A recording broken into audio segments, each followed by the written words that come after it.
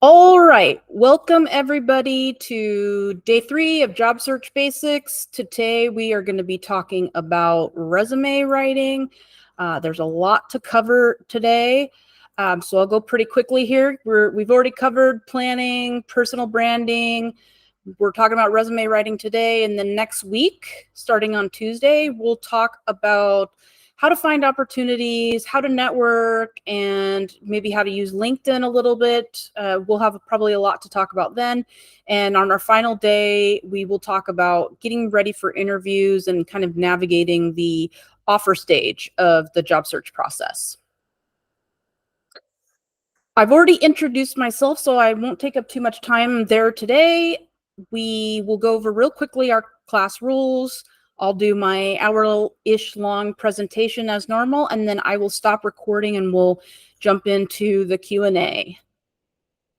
I had a couple notes I actually did want to talk about before we jump into today's materials. First of all, I hope you all got my note last night about the LinkedIn recruiter setting, the discussion that we had in yesterday's class around how to set the recruiter open to work setting in LinkedIn. Is there anybody that needs me to kind of take us through that process real quick right now, or thumbs up if we're good and we know that on our own and we can move on? Tina, go for it. Jess, so I don't think I've been receiving any of your emails, and I've been checking my spam folder and stuff like that. So maybe I'll work with you offline just to double check my email address. Yes, we'll do that. I'll make sure that I have it. Before we jump off the call today, maybe you hang around after everybody leaves, and I'll just get it from you real quick. Okay, perfect. Thank you. Brooke.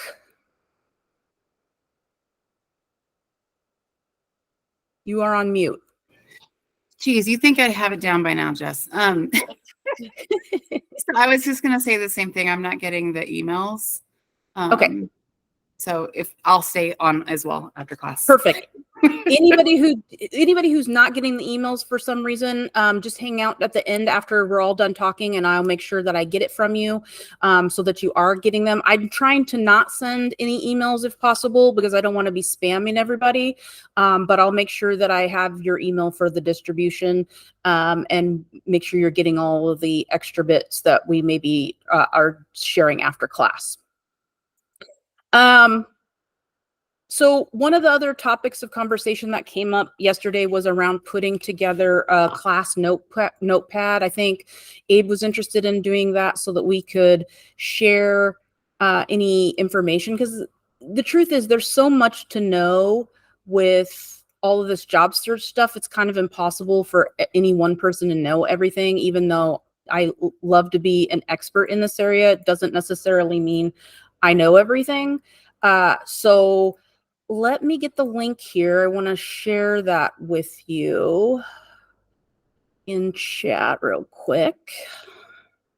I set up a Google Doc, and you should be able to access it by using the hyperlink here. And if you come across any tips or tricks or articles or anything that you think other people, wow, they would really benefit from that, I think it's a good idea to just plunk it in there and we can all share, and you can keep using that doc even after class ends. And if you do use it, great. I'll keep a check on it and see if cool stuff lands in there outside of class. So there it is for you there. And then what was the last note that I wanted to talk about? Actually, the last note I wanted to talk about was something Carrie mentioned in her LinkedIn post after class yesterday. And what she said, and I'm just going to summarize, basically was that it's really easy for her to write about other people, but it's really hard for her to write about herself. And I think that's probably a mostly universal thing. So I wanted to call it out because many of you will probably maybe have that issue. We're very often, as human beings, taught not to brag, that bragging is gross, and we should be humble. And it is good to be humble.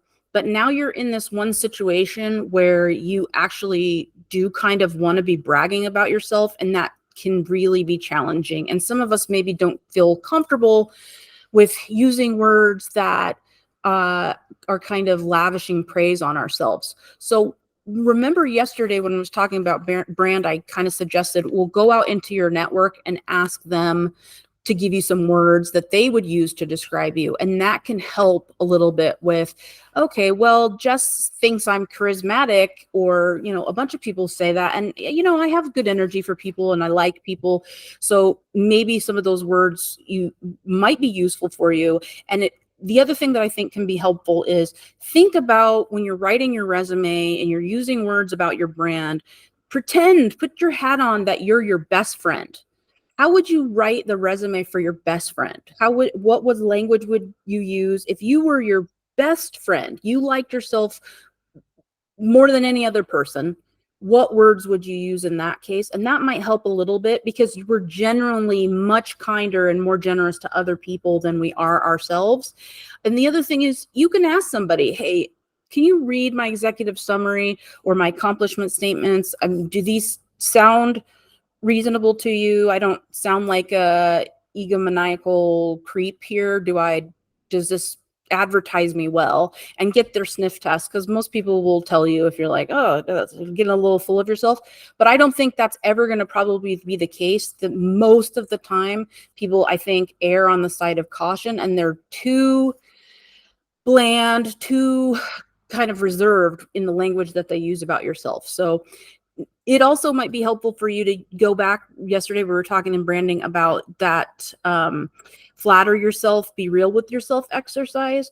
Go just do the flattery part. Go spend 5 minutes and write flattering things about yourself. Again, it's for you. You don't necessarily have to use that language in your resume if you don't want to, but be really kind and generous to yourself and see what comes up if you're able to kind of shift gears a little bit and say, oh, if I really, really thought I was great, what would that look like on paper? And maybe that would help you a little bit.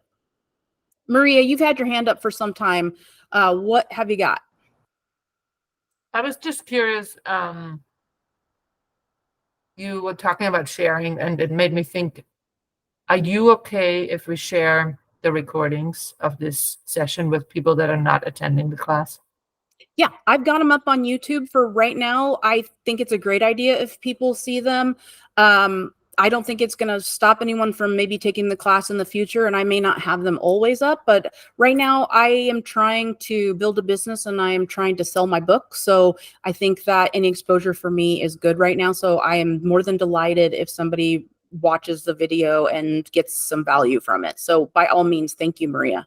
Please Okay, do. great. Thank you. All right, so let's get into resumes now.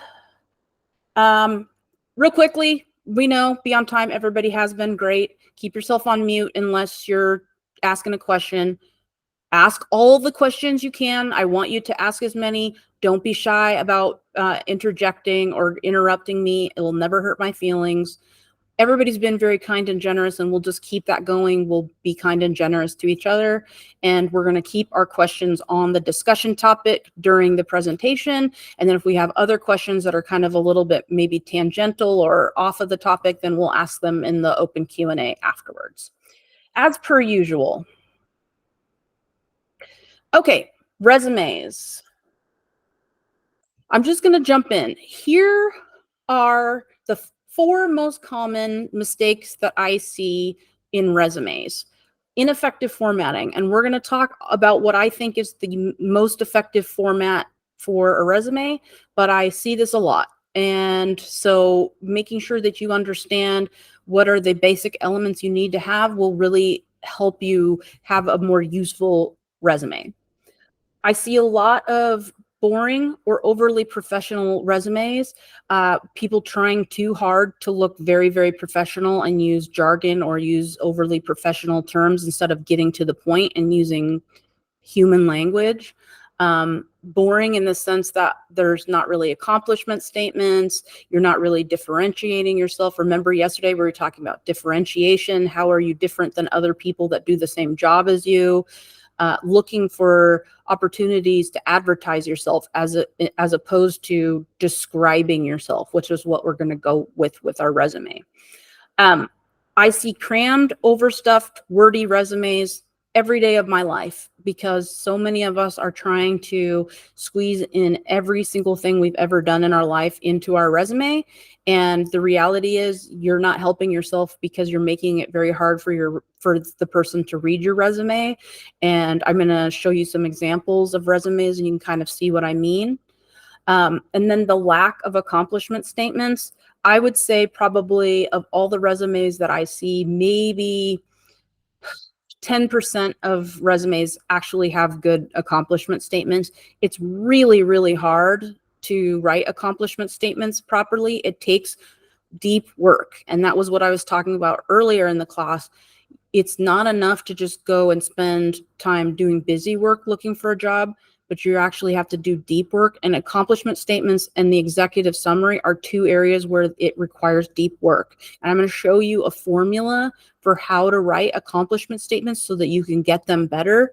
But it is going to take energy and focus on your part to get your accomplishment statements dialed in. So we'll talk about that some more. Okay. If you remember nothing else from this class, remember the following, that the top third of the first page is the most important space. We want to have a specific format for that, and I'm going to show you that, but you need your contact information, you need an executive summary, and you need a skills section.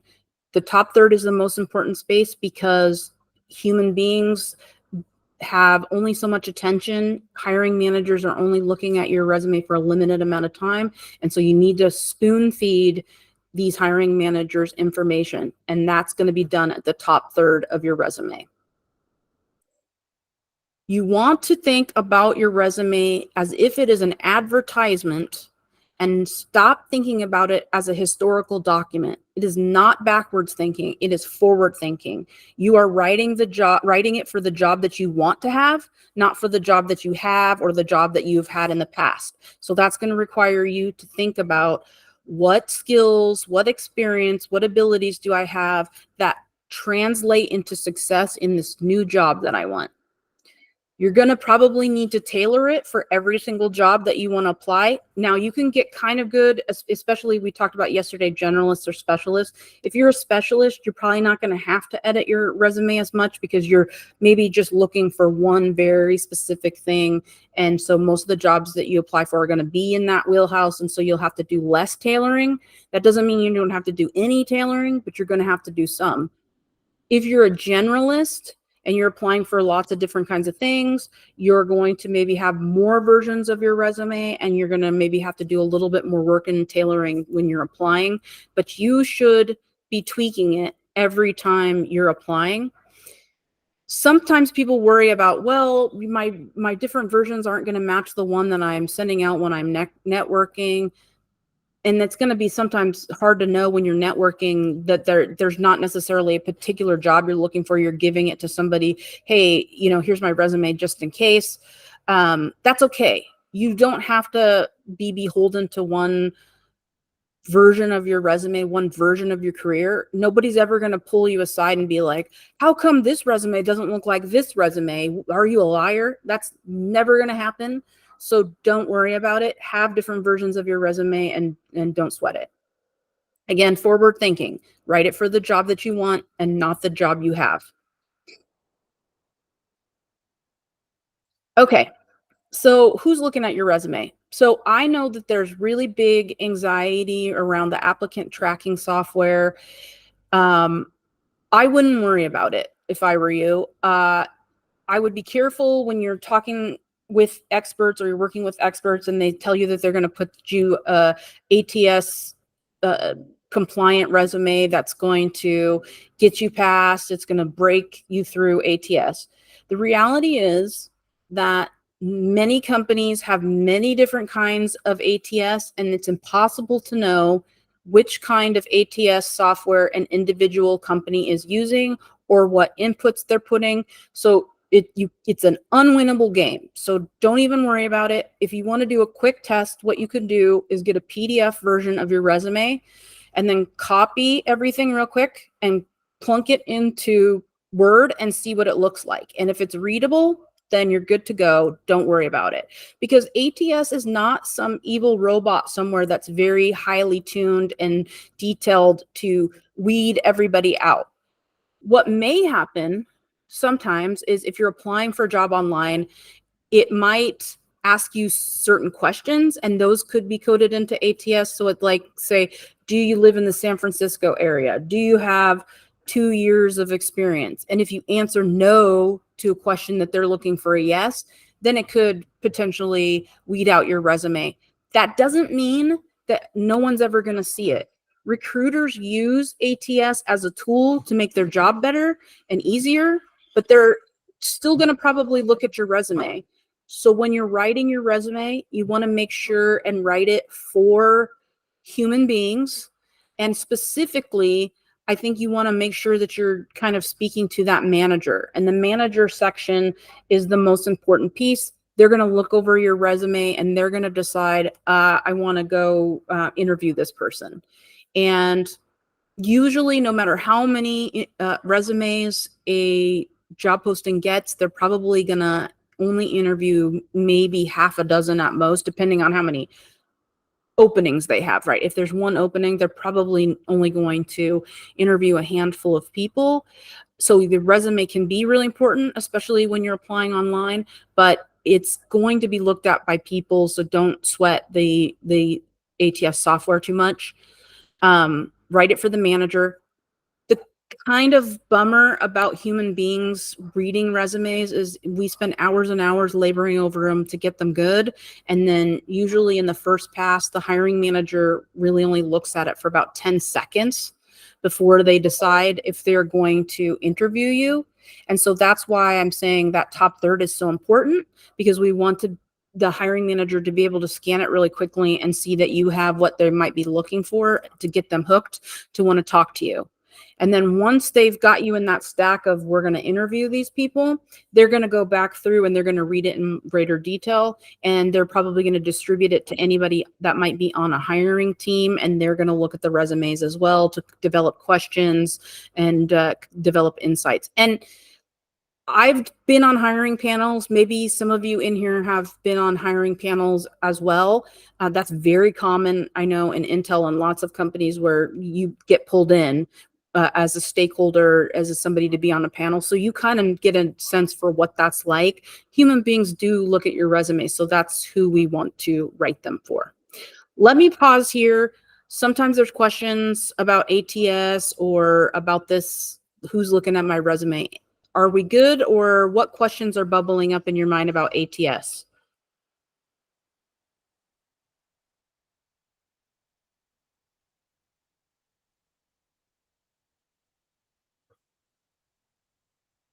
Okay. So we got a good solid sense then, I guess, about what ATS is. If you come up with anything later, we can talk about it. All right, I'm going to do an exercise real quick with you because I want you to get a sense for how quickly 10 seconds goes. I'm going to get a timer going here for 10 seconds. 1 sec, let me fire this up. And I'm going to show you a series of a few resumes, and I just want you to get a sense of what you see, and we're going to debrief after I show you the resumes. So I'm going to go ahead and start now. Resume 1.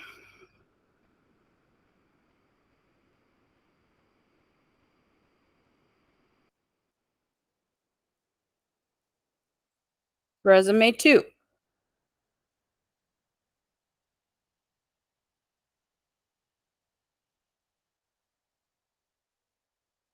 And resume 3.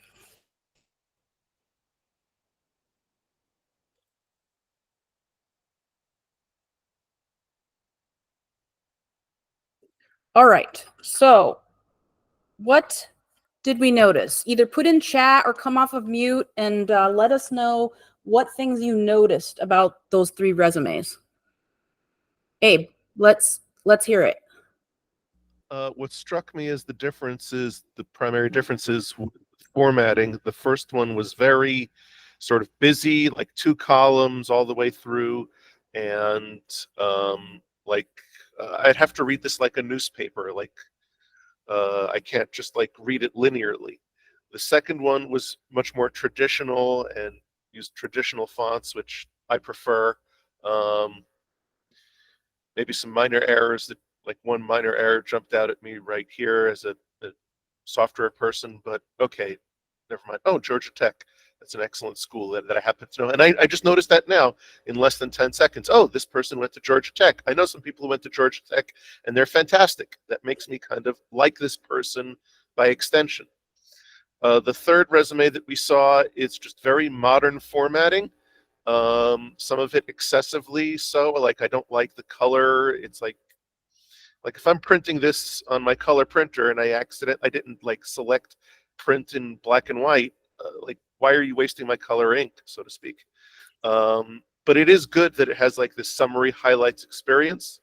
So that's good. So I would say this is like modern format, but maybe even a little bit too modern. All right. Thanks, Abe. I saw another chat. Somebody said number 2 is a little bit wordy, and I think that's a fair assessment, right? This is kind of a lot to get in right here. Very dense. Maria thinks the last one is the best, and 2 is too dense. Missing LinkedIn profile. What was that? Sorry, Abe. I apologize for jumping. Are these from real people? I meant to ask earlier. Well, these are examples that I've maybe pulled off of line. I don't think any of these are ones that I have touched, but they've been agnosticized, so they're not representing an actual person's name. No. Right. Sample email. Yeah. Yeah. Hillary, for me, 1 was overwhelming visually. I think that's kind of goes along with what Abe is saying. There's a lot going on there. Hard to read font wise. 3 was easier to navigate. I would agree with the critique here. I think there's a lot going on. I mean, there's a lot to like. I think it's visually, it's a little blurry because of the size of it, but I like the font. It's a little bit more modern. I think there's some good stuff, but I think it's a good point here to make is when I'm talking about an effective format for a resume, one thing that I know is that the human eye follows basically like an F pattern when it's reading a piece of paper, right? So it goes down the spine and then it goes over.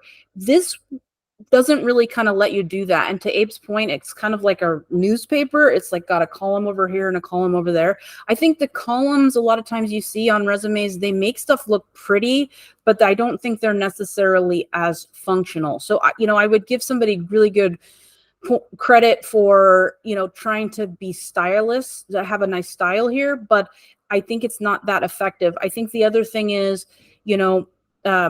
we don't have an executive summary here. We don't have skills. It's very hard to parse information out of this one.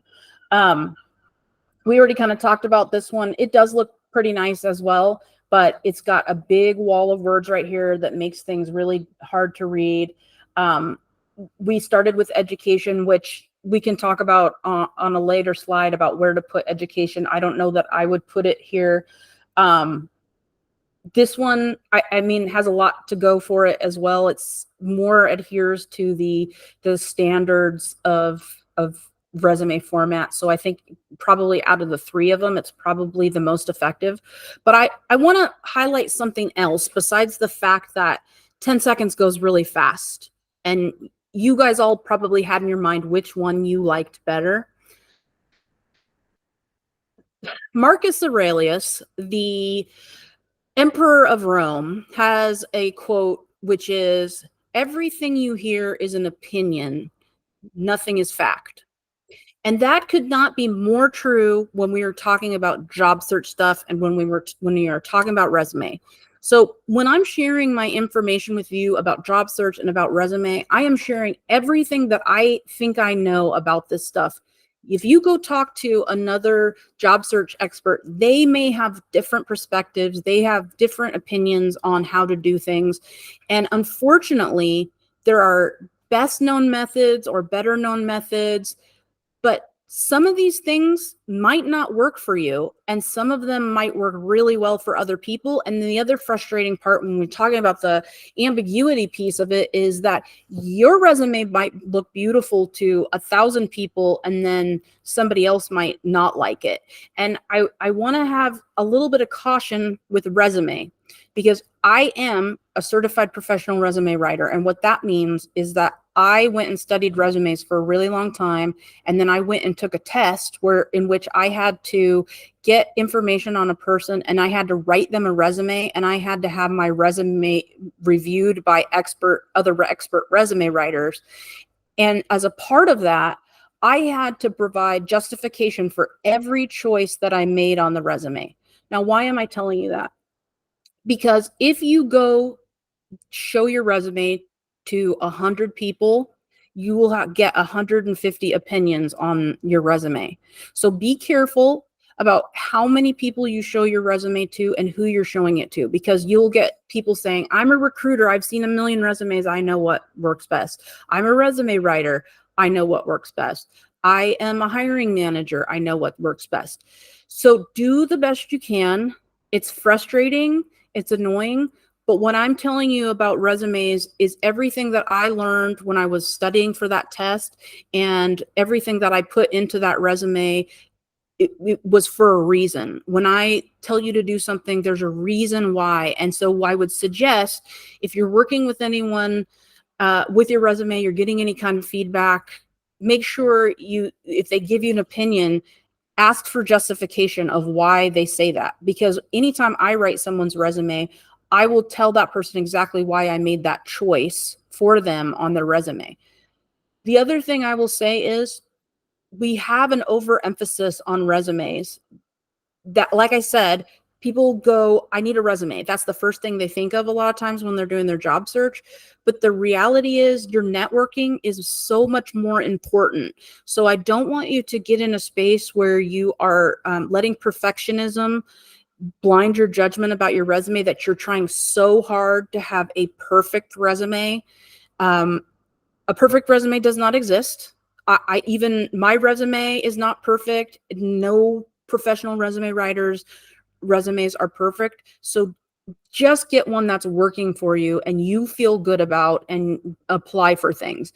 Now, if you are getting into a situation a couple weeks into your job search and you're not getting interviews, then maybe we go back and look at our resume. But even then, I'm going to tell you, what are you doing for networking? Because the networking behavior is much, much more important. That's a bummer for a lot of people, because I know a lot of people hate networking, and we'll talk about it on another day.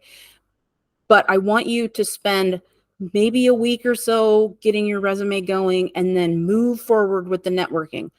I had a client in my first year of job search strategy. I had a consultation with him, and his resume was terrible. It is one of the worst resumes I've ever seen in my life. And I gave him feedback that I thought was helpful. I think I even rewrote a lot of his resume for him. And then he had a job 3 days later. So his resume was not even relevant, because he just had the right skills, he just had the right network, and he just had the right luck and timing to get placed. So don't put too much responsibility on your resume. The only job it's really going to do is to get you an interview. And even then, you're going to rely on networking rather than just putting all your hopes and dreams on your resume. All right. So here's the things I do want you to think about, right?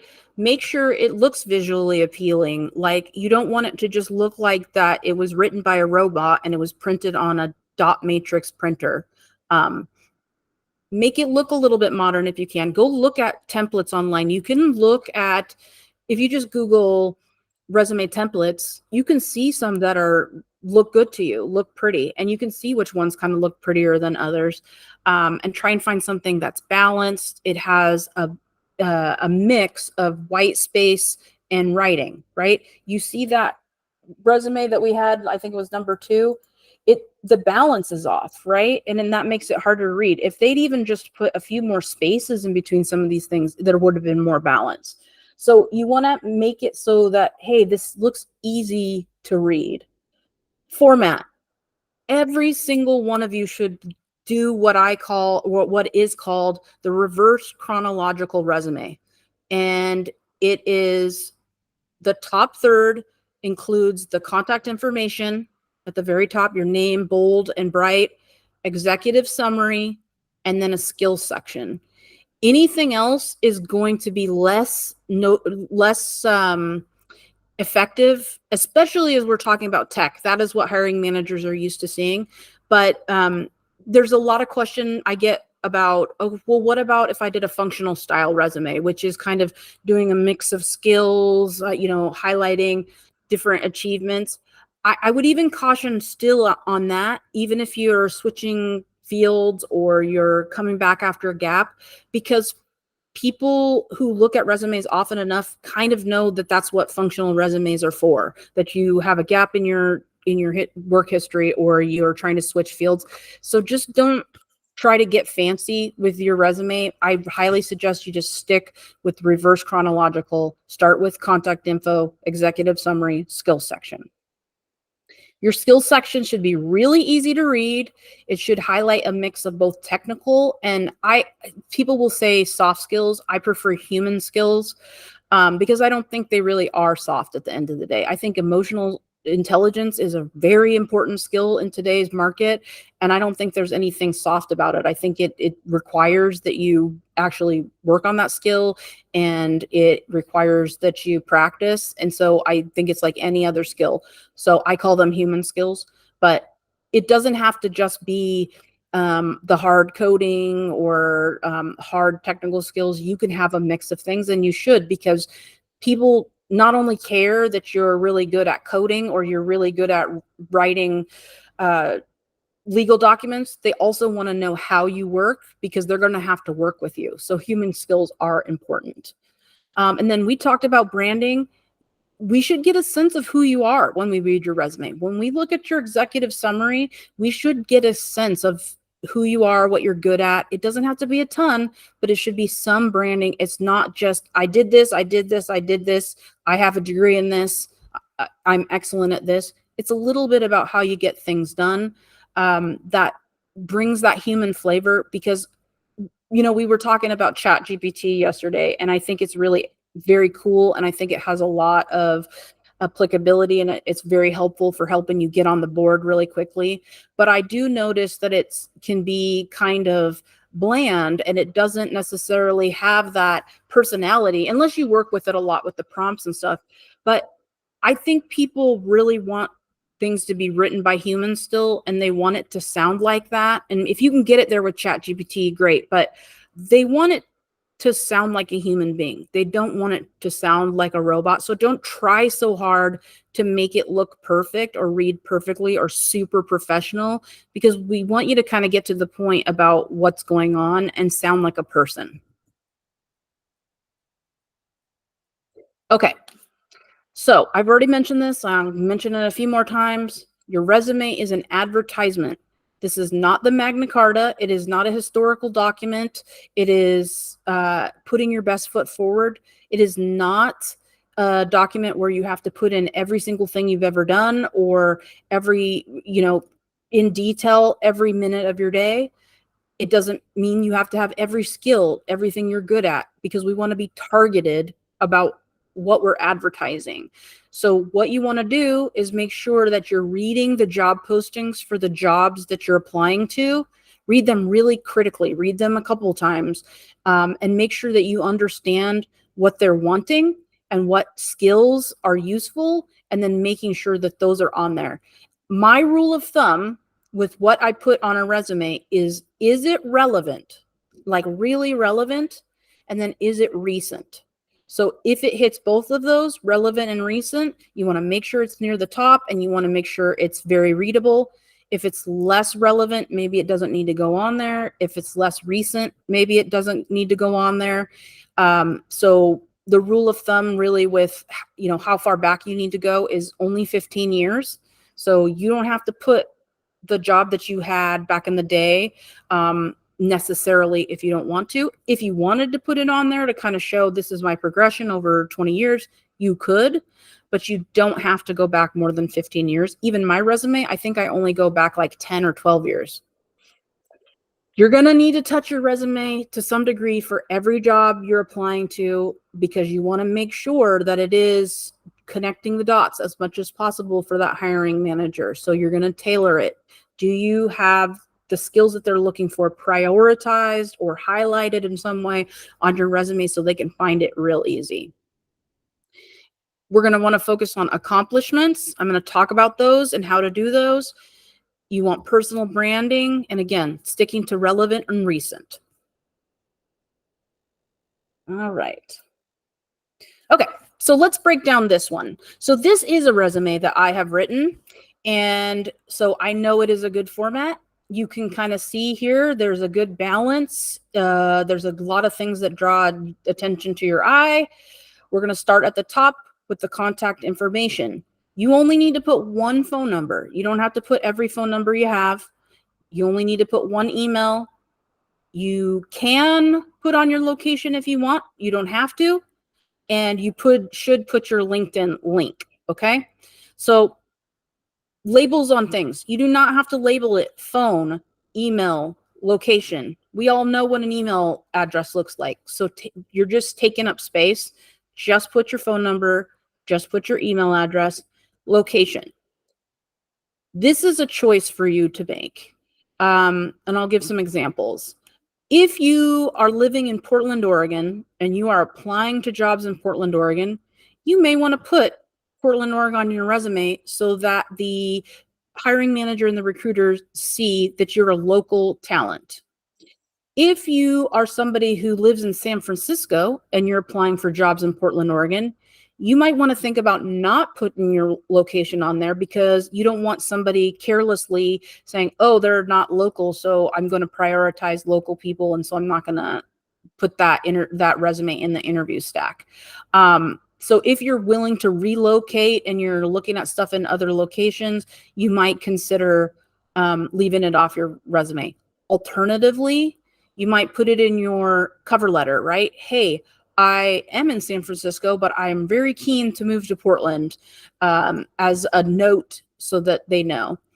But it's up to you what you want to do on location. And I think it's a kind of a strategic choice if you're going to be in that area or not. It could matter. I would suggest putting a title of your job. Now, this does not have to be a super hard and fast. Again, this is not a legal document where somebody's going to be what? You're not an associate director of marketing and advertising? That's not your exact title at your current role? That's never going to happen. We're writing a resume for the job we want. So if you are pursuing director level roles, then put a title similar to or the same as the jobs to which you're applying. And then the rest of your resume is going to back up that you have the skills and abilities to do that job. Especially, I know not everybody in the call is from Intel, but I know in tech and I know at Intel that the titles are almost meaningless. I've had some titles at Intel that are just nonsense and they don't say anything about what I'm actually doing. So don't feel that you're necessarily beholden to the exact title. It may be different at different companies, but I doubt it. So just put it as an advertisement that, hey, I'm XYZ Associate Director, Marketing and Advertising, and then back it up with the rest of the resume. But I do like a title because I think it's a little psychological trick too that, okay, I'm reading this resume of Julie Marie Gomes and I see she's an Associate Director of Marketing and Advertising. So that's what I'm going to expect out of that resume. So we're a little bit primed to expect that, which I think is helpful because sometimes somebody might be looking at it and they're not connecting the dots and they're like, I don't understand why this resume is in the stack. So I do think it's a good thing to put in. It doesn't take very much space. As I mentioned, executive summary section. So you'll notice with this resume, I played with it a little bit, right? This also says championing brand growth and reinventing the future of consumer product marketing. But I still have this executive summary here in the top third of the first page. So you can play with the formatting a little bit. I've also got this little tagline here, creating bold, data-driven campaigns that resonate with customers. You can play with stuff a little bit. It doesn't have to be only contact information, only executive summary, only skills section. You can play with it, and I encourage you to, but you want to make sure you have those three things. There's a distinction between an executive summary and an objective statement. Do not put an objective statement. An objective statement looks more like, I'm looking for a job in technical marketing where I can exercise my skills and develop myself towards the bottom line, or some nonsense, right? Everybody knows you want a job. If they're looking at your resume, they know what the objective is. It's to get a job. So don't waste space with that. An executive summary is talking about your brand, your highlights, what you bring to the table. What can they expect from the rest of the resume? It's like when you read a research paper, you get like the extract is just a little bit of what's in the whole paper, so you can quickly scan it and decide if you want to read the whole paper. That's what the executive summary is. Right below the executive summary, you want to put a skills section. You can call it skills, you can call it qualifications. This one, I didn't even label it. It's up to you. But you want to have some keywords there so that the hiring manager or the recruiter can quickly scan and see if you have skills and abilities that they're looking for, right? So you can see these are real easy to pop out. The other thing is very easy to tailor, very easy to manipulate and move around and prioritize, bold them, format them in different ways. So that can be part of your tailoring as you're looking for a job. So that's the top third. This is the most important space. This is the big show, is this right here.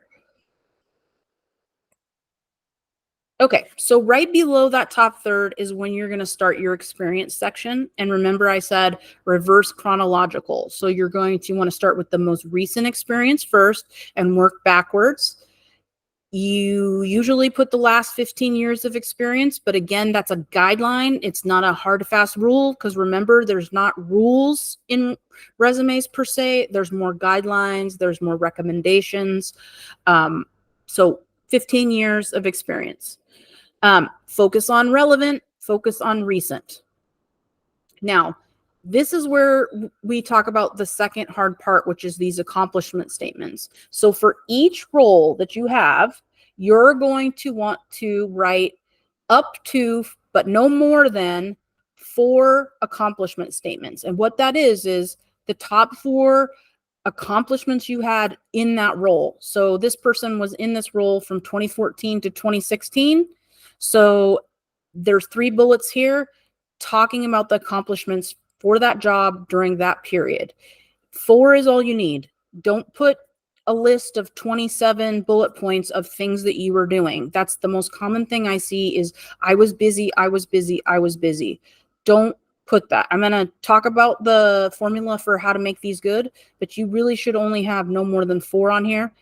If you've been in that job less than a year, so say you've only been in the job for a year, then you only really probably need 1 or 2 bullet points at most, because really how much, and I mean, you could probably be amazing and have 4 great home runs in 1 year, but you don't have to.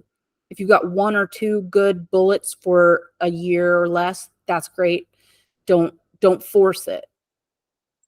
What we're doing with these accomplishment statements is we're really demonstrating that you have the skills that you say that you do. So we'll talk about a little bit more about this in a minute. Other relevant information goes nearer to the bottom after experience, right? So you put your education. So here's the rule on education. You only need to put your bachelor's or higher. So bachelor's, master's, PhD, you don't have to put high school on there at all. You don't have to put grades. You do not have to put the year that you graduated. A lot of people don't want to put the year that they graduated because they're worried about bias. So if it's been a while since you graduated or you just graduated, those are 2 times where somebody might feel a little worried about bias. So you can take the date off of there if you want. You can list additional courses. So for example, we talked about on the first session, if you're unemployed and you're taking a class, you could put that class on there, especially if it's appropriate to what you're working on. This is the bottom of my resume, or an older version. So you can see I've done things like psychological first aid, effective facilitation training, things that show that I've developed myself further in my area of interest. So this would specifically be my resume writing resume, because over here on the right, you also see that I have my trade memberships, which is something else that you might want to put. It is something that you put towards the end.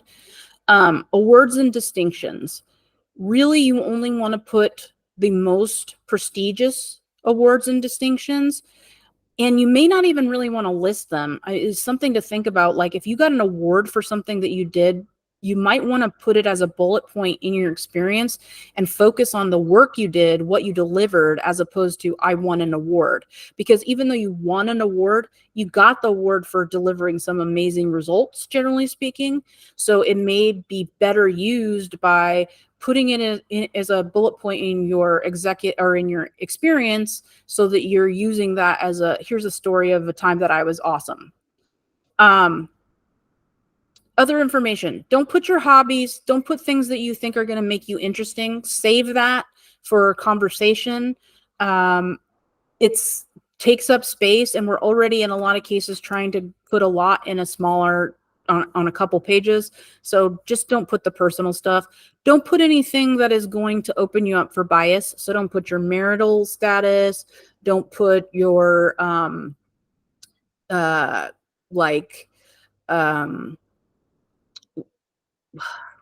blanking. Don't put your marital status. Don't put your nationality, if that's not relevant. Don't put anything that is going to weed you out unnecessarily or unfairly, right? Like, you don't want to draw bias to yourself, or have somebody discriminate against you because of something that's not relevant to the work that you're doing.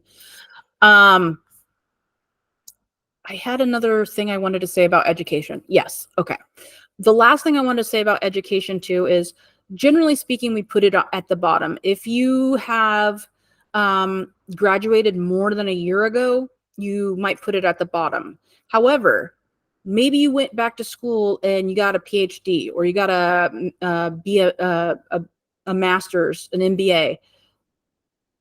Might be something you want to put up at the top, right? Hey, I've been working, here's all my stuff, but also I have a master's in this, or I have an MBA, because it's new, it's an accomplishment, and might be super relevant to the new jobs that you're applying to if you just graduated. So you might want to put it up at the top. But generally speaking, if you graduated more than a year ago, you could put education at the bottom. If you are recently graduated, you might want to put it up at the top. But this is the game you're playing. You're strategizing. Remember, that top third is the most important space. So what do you need that hiring manager to know about you to want to interview you? So maybe the fact that you just took a class in effective facilitation training might be something you mentioned near the top because you're applying for a facilitation job, or it might be something you put in a cover letter. It's kind of a strategy. You kind of have to work on it a little bit.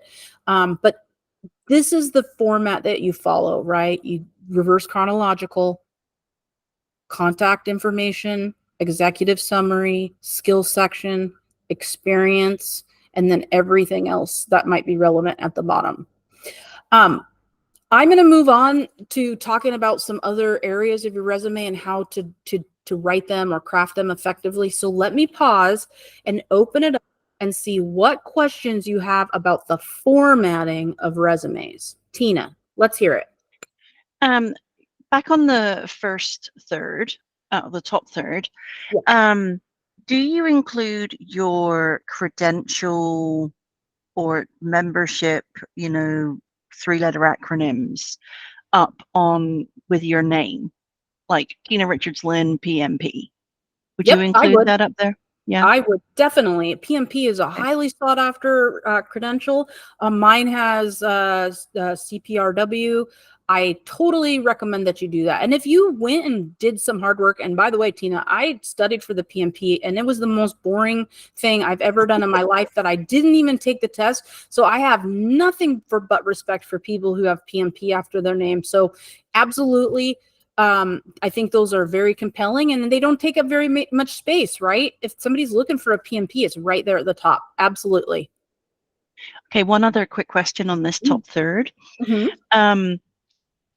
It feels like this example is a specialist resume as opposed to a generalist. You know, this person looks like they're very focused into marketing and advertising. And so I'm seeing the way I'm reading the skills, it's very kind of specialist. And I'm not seeing very many of the human skills that you mentioned in here in this example.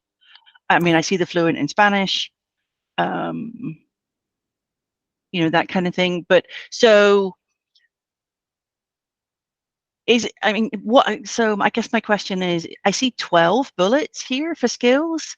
Is 12 the max, or do people go to 15, or what's your take on skills? I say anywhere from like 9 to 15, and here's where I would go with it is put them on there. And if like 15 looks super crowded and just you can't see anything, then maybe refine it down to 12 or 9. It's a little bit of kind of like fiddling with things till you get it so that it's easy to read and look at. But I've definitely seen some that are 15. Mine actually, I think mine might have something in the order of 15, and I have mine in buckets, functional buckets. So like I have one section that is operational excellence, and I kind of use keywords that are speaking to that.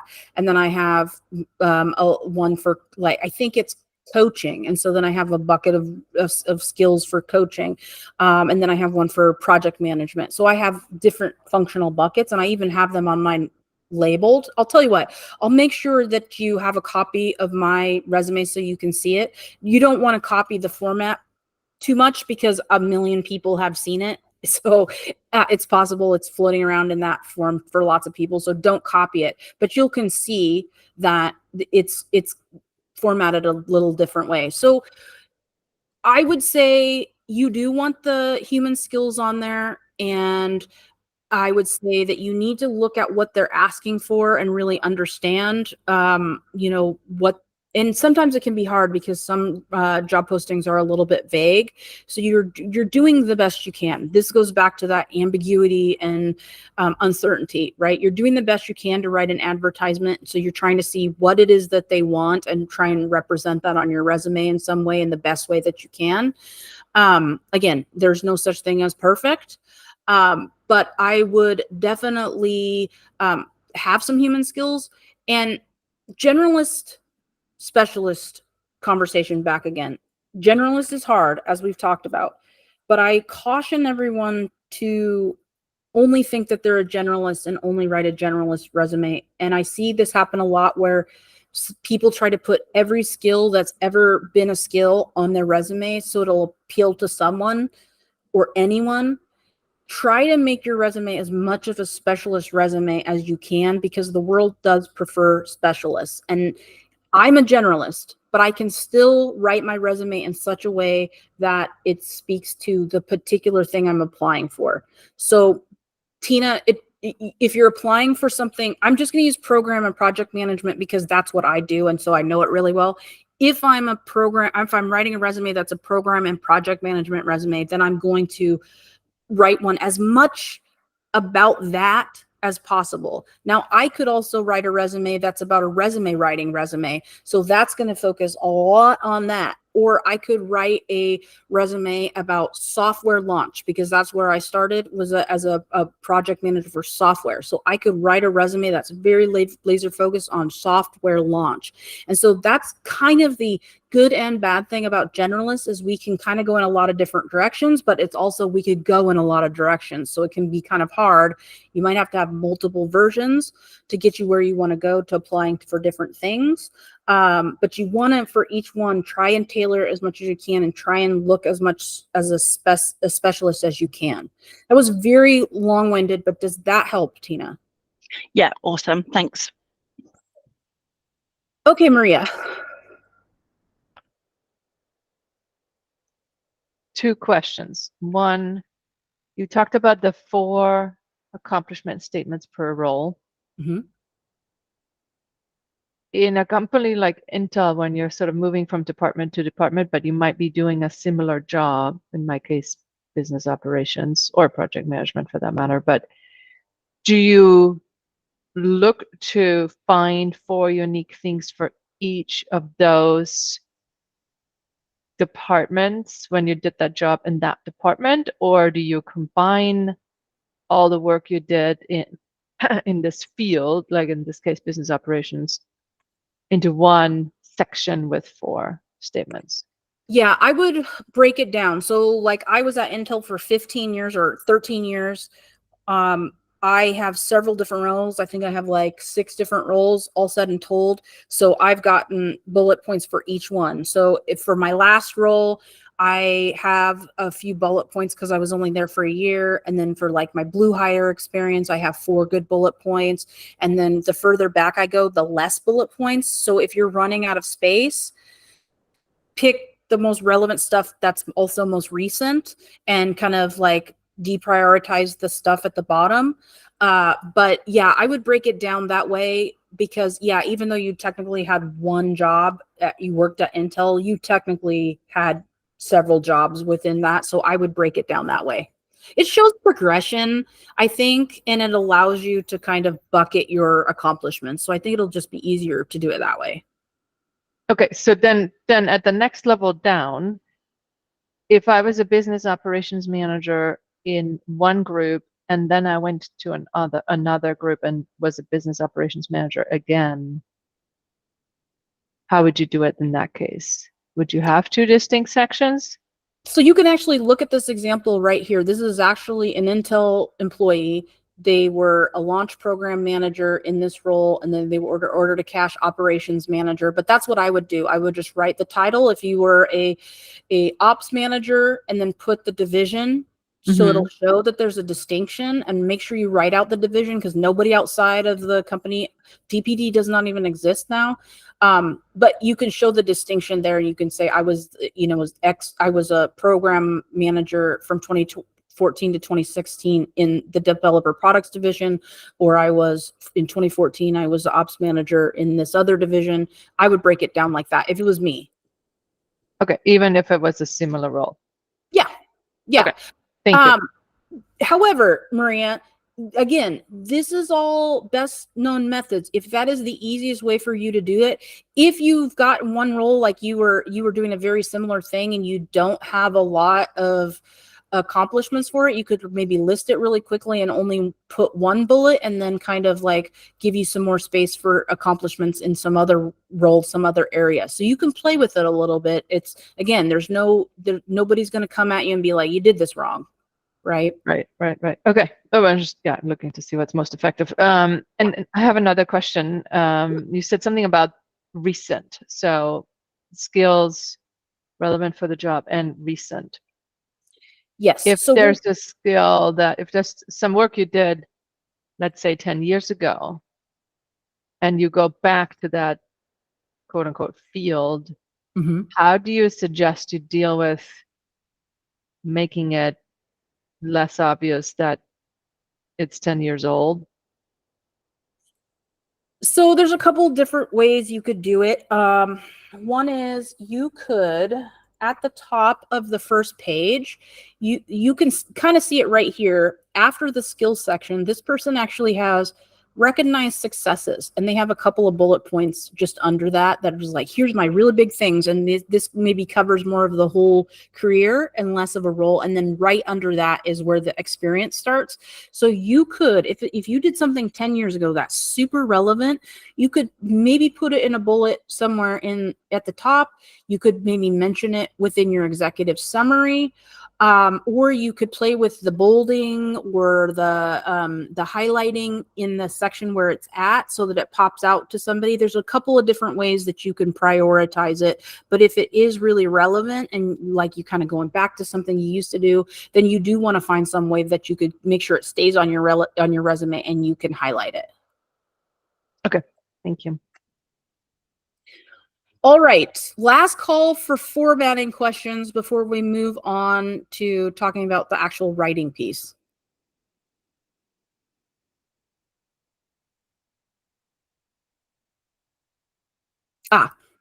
I forgot, before we move on, other relevant information, patents and publications. If you have patents and publications, you can have an extra page on your resume. Most of the time, we have 1 or 2 pages that we're working with, depending on your years of experience. But you can put your patents and publications at the bottom of your resume, or you can give them, if you've got several, you can give them their whole own page. Or you could list just the ones that are most relevant and put the rest of them, list everything on your LinkedIn to save your space. So you can take some room there for patents and publications. But if they're really relevant, you want to make sure that they are on your resume in some capacity. Okay, so that leads us to how long should it be? This is a very common question. Here's what I'm going to say before I tell you these guidelines for how long it should be. I once had a client who had an 8-page resume, and I could not talk her out of it. I tried to convince her that she really only needed 2 pages at most. She had 8, and to this day, to my knowledge, she has a job. So what I'll tell you is these are the kind of the guidelines for how long a resume should be, but there is no law about it. Nobody's going to look at your resume and say it's 3 pages, so they're going to throw it out. That's never going to happen. They might not look at it all, but it's not going to hurt you to have a 3-page resume or a 4-page resume. Take the space that you need, that you feel you need to tell your career story. And if you have 2 pages at the front that are really well mapped out, they have plenty of blank space and writing, and they look really good, and you need a 3rd page or a half of a page, take it. Don't sweat it. Don't lose sleep over it. So the guidelines are, if you are a recent college graduate or you're new to work, you probably only need 1 page. If you have been in the work field for a couple years, maybe you're in your first job or you're going for your second job, you maybe start getting into that 1 to 2 pages space. And then pretty much for anyone after, 3 to 5 years, you're probably looking at 2 full pages. And so I think 2 good pages is a good amount. Even like I said, I'm almost 50. I have 2 pages. So it's a balance of what you put on there and what you prioritize. You only have to go back 15 years. So usually you can probably fit about 15 pages on 2 pages. If you have publications and patents, you get a 3rd page. If you're going into that executive level, you're starting to look at director jobs, you're climbing up the ladder, take the pages that you need. It can be 2 plus, 3 pages, 4 pages, whatever you need.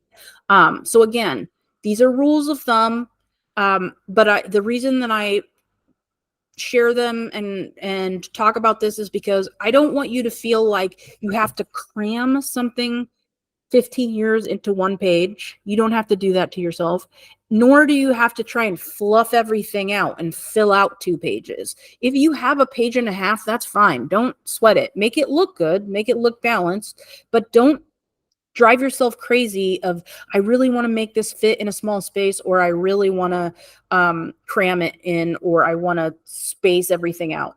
Just take the space you need and don't lose sleep over it.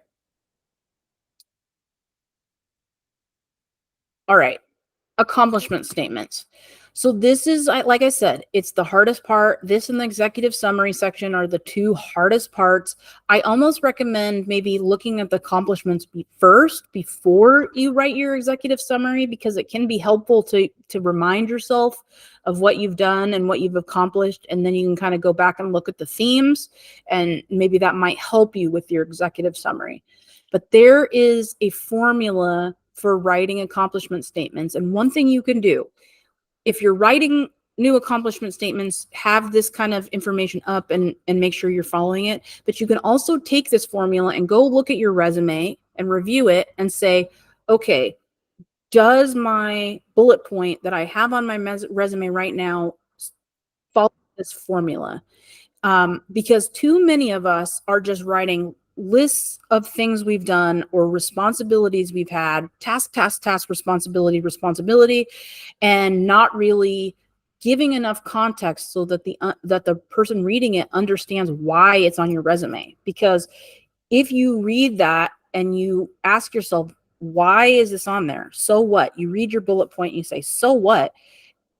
It can help you to go back and say, okay, I need to add some additional information, some context here so that people understand why this is important. And that's why we're talking about 4 bullet points too, because if you have like 10 accomplishment statements, that's going to take up a ton of space on your resume. You only need to talk about the 4 most important ones. So what is the formula? The results that you have achieved equal the problem you solved plus the action that you've taken. So when you read something, do you have results? What came of all the work that you did? Yes, results, action, problem. Exactly. So what problem did you solve? You know, why did it matter to the company?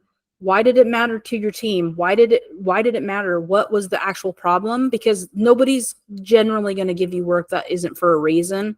You shouldn't never do work if it's not for a reason. So that, you know, we're all pretty seasoned in here, but if somebody gives you work to do and you don't understand what it is about, then ask questions before you do it. And then action taken. So what did you actually do? I see a ton of action taken on resumes. It's primarily what I see, but it just tells people how you spent your time. It doesn't tell anything about what you actually got done with your work. So Tiffany, what's your question? It's not necessarily related to this, but also part of the like accomplishments and experience section. I've seen in some resumes to include like a description of the role. Would you recommend having that? Yeah, I think that can be really helpful, but I wouldn't make it take up a ton of space, right? It's only like a sentence or so where One you're sentence. saying what you do. Okay. And that's great because then you can put in there that what you were responsible for, right? You managed all the budgets and plans for something, or, you know, you can put that. And then you talk about in your bullets, those are the accomplishments. But yeah, I think that adds context.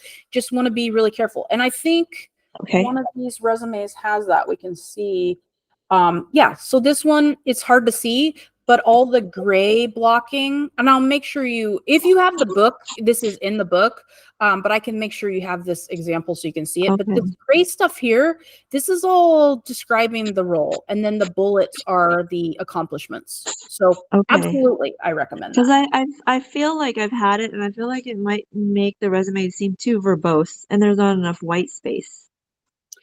Play with it, right? So this Mhm. one has kind of used some shade so it's clear what it is. This one's a little bit big here, but like I think it can add something. You just want to be, like you say, careful that it's not verbose, and maybe break it up in some way so that it's still visually easy to read. Okay. But yeah, I think it's good. All right.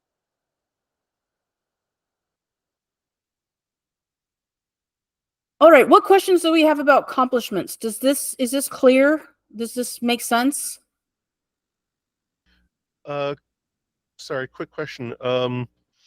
Does it make more sense to have it be like results equals action taken plus problem solved? Is like to put the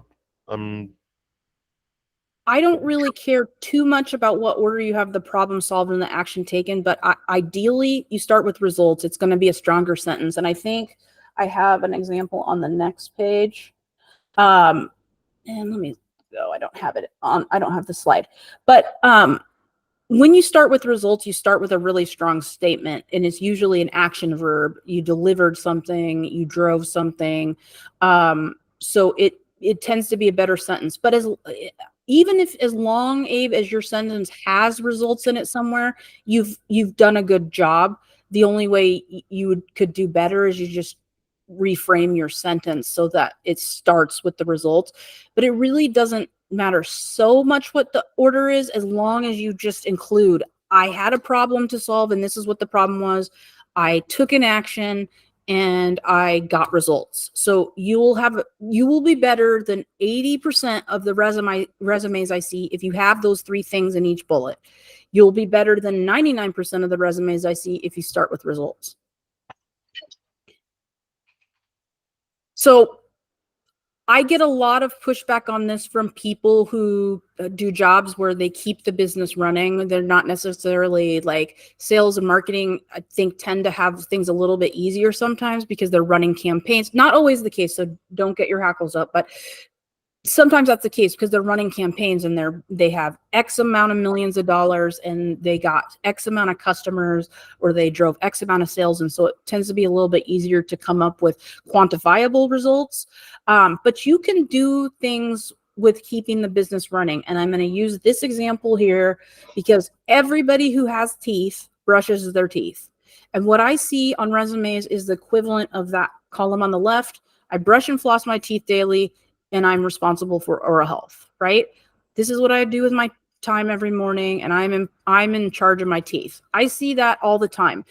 So if you are a software engineer, even though you might be working on lots of different things, generally software engineers do software engineer work, marketing managers do marketing manager work, UX designers do UX designer work. And so what you're trying to do with your accomplishments is differentiate yourself and show the results that you achieve in your role, what you do as a software engineer, why you're good at it. So go away from writing those lists of tasks and responsibilities and look at the column on the right. Okay, I achieved 6 consecutive cavity-free annual dental exams through implementation and execution of daily oral health processes. What is that saying? I brushed and flossed my teeth every day.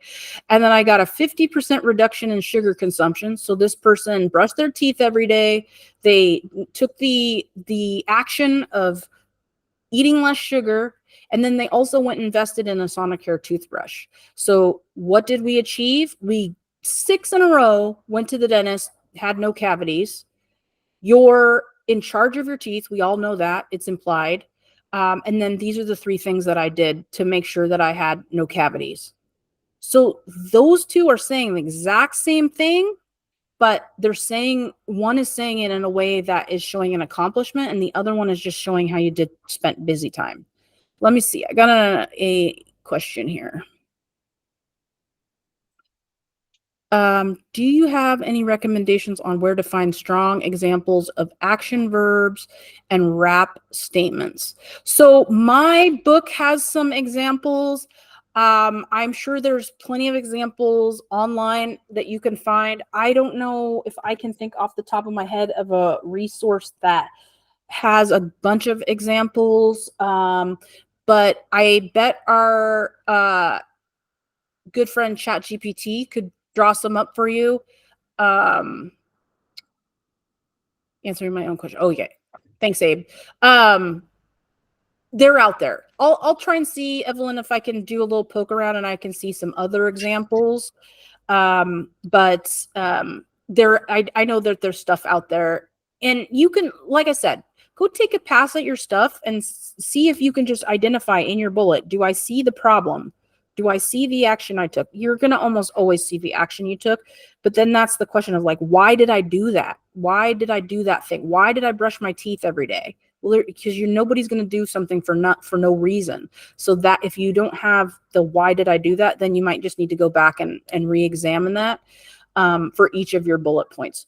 I'm not asking for perfection with this either, right? We're not looking for perfect. We're looking for pretty great. That's like when Abe said, does it have to start with results? If you have enough context that the person reading it can understand why it's an accomplishment and not just something you were doing with your time, then don't worry too much about trying to make it perfect. Tiffany, is your hand still up from the last time, or do you have another question? No, I don't know how to use this. Let me try to lower my hand. Thank you. Don't want to leave you hanging. Okay, let's see. Okay, so we already talked about it. Up to 4 accomplishment statements for each role, and then you need less than 4 if it's relevant or it's been something you did a long time ago, or it's been less, you were in that role only for 1 year. Remember, you're always trying to balance relevant and recent. Okay, so some language suggestions. Make sure that you're using a variety of words. Very often I will see people led, managed, drove. Try and mix things up. The book that I that I wrote has some lists of adjective words and some power verbs, but you can also go online and Google power verbs for resumes, adjectives for resumes. You can chat GPT it, but you can get yourself a list of different words and mix things up, because you don't want to describe yourself using weak words, and you don't want to use the same words over and over again.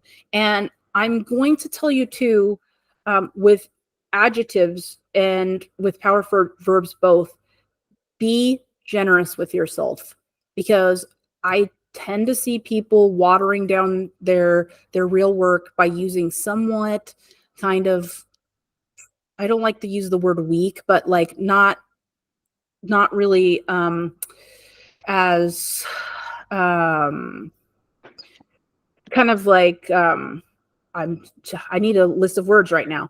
You need to be a little bit more direct with your language. Okay, so an example of a word that I see a lot is contributed.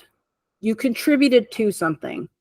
I had somebody recently a customer a client in the banking industry, and she sent me over her accomplishments, and one of them was that she contributed to a merger by running reports. And then I went and looked up the merger, and it's a multi-million-dollar bank merger that she delivered reports in which they were making important merger decisions. So she didn't just contribute, she compiled and she analyzed data and she presented recommendations on a multi-million-dollar merger. And if I hadn't have taken the time to Google what the heck was up, I would have no idea. So when you're doing stuff, really, give yourself the credit that you deserve, right? Like, you didn't just contribute. You maybe brought something into the project or the program that, that brought in millions of dollars, or got a product out into the market on time. Like, all of these things that you are doing contribute to the bottom line of the business. So I want you to think about that and really be generous with yourself, and be assertive was the word I was looking for. Be assertive. You didn't just contribute. You didn't just, manage. You actually did stuff, and you actually moved the needle, and you actually did something good. Otherwise, you wouldn't be there. You wouldn't be at your company 10, 15, 20 years and 30 years for some of us if you didn't really bring it every day. So really be assertive and be generous with your words. And if you have trouble finding words, look up lists. And like I said, there's lists in my book, but you can get free lists of words online anywhere. Mix it up. All right. So here we are to the end, and I'm going to remind you of the things that I think are the most important things for you to remember. Top third of your resume is the most important space. Your resume is an advertisement for you. You're going to tailor it for each job to some degree that you apply for. You write it for the job that you want. It's forward thinking and not the job that you had in the past. You're focusing on your executive summary, your skills section, and your accomplishments. And you have that formula. You need to understand the results, the action, and the problem. So the last thing I'm going to say on this before I stop the recording and open it up for open questions is that this can feel very overwhelming to write a resume and worry about it being good and is it effective, and it plays right into that uncertainty and ambiguity that we're talking about with the job search. It is okay to go find somebody to write your resume. It is okay to use templates.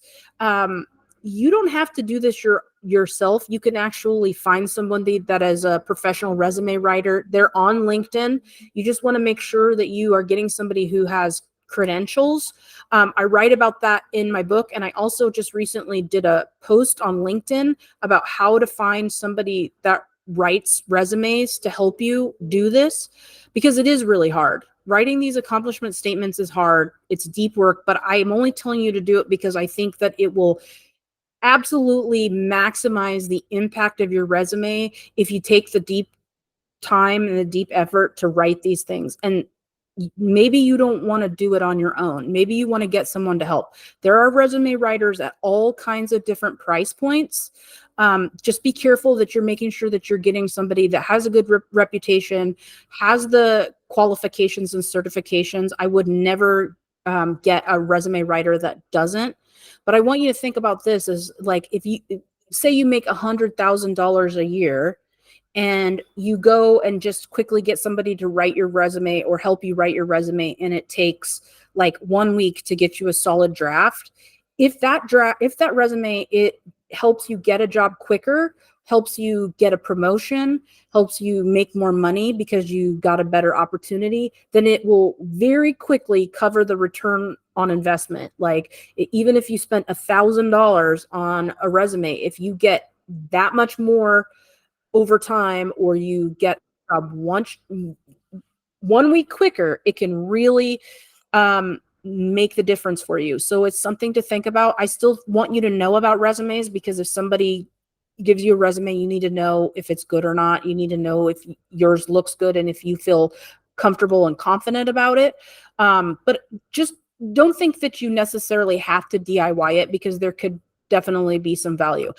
And you know, I think Carrie showed too that ChatGPT, we didn't really talk about it today, but you can do wizard level stuff if you play with it. I mean, I'm not suggesting by any means that you just put your inputs and then ask ChatGPT to write you a whole resume. It won't work like that. But you can add prompts and say, you know, write me an executive summary for somebody who's been in marketing for 15 years and has these 3 key skills, and start playing with it and get a draft. You could see what it will do for you in terms of the accomplishment statements. That can make things quicker, and you're not having to do things from scratch. So just some things to think about when you're putting together your resume. I think I saw a question here.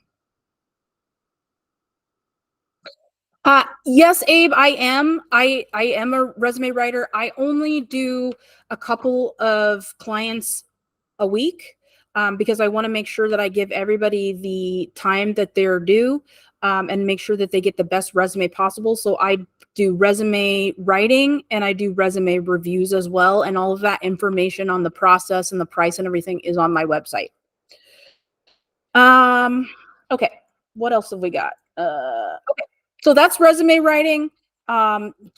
Tuesday, we're going to talk about opportunity finding and networking. I have another question here.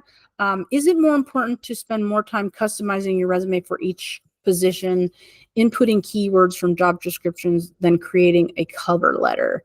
I think it's kind of a mix of both. I have heard conflicting reports about who reads cover letters. Like a very large amount of companies ask for a cover letter, and people groan a lot of times about it, like they don't want to write a cover letter.